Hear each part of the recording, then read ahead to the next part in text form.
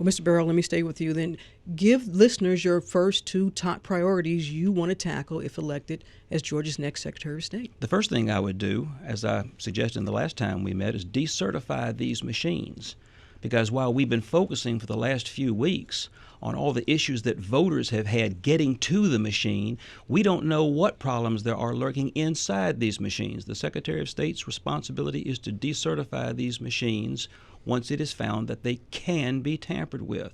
Judge Totenberg has already ruled that they can be tampered with. Readers of the AJC know that. So the first thing I would do is exercise the authority that the Secretary of State already has under Georgia law to decertify these machines and rely on more reliable technology to record and count our votes. The next thing that I would do is I would focus on the poor performance we've got and get automatic voter registration in the state. There is absolutely no reason why we have to that we comply with the gold standard of identification for purposes of getting a driver's license or getting on a plane by going to the Department of Driver Services and proving to them that we are a citizen, so we'll get a license that'll tell us that, and not have that information move over to the Secretary of State's office seamlessly.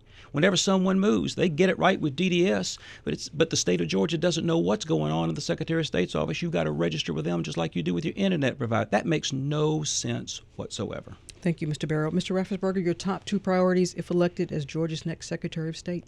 Well, the first thing I think we'll have to look at, obviously, is updating the voting machines. They're 16 years old, so we need to look at what does that look like.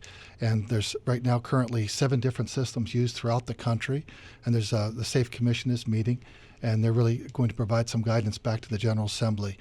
And so I think figuring that out is very important. I'd like to see that be funded by the General Assembly this upcoming session, so that we get that into place for the 2019 municipal elections, which in effect would be a low-capacity trial run and getting us ready for the primaries of 2020 and the presidential run of 2020. So that would be job number one.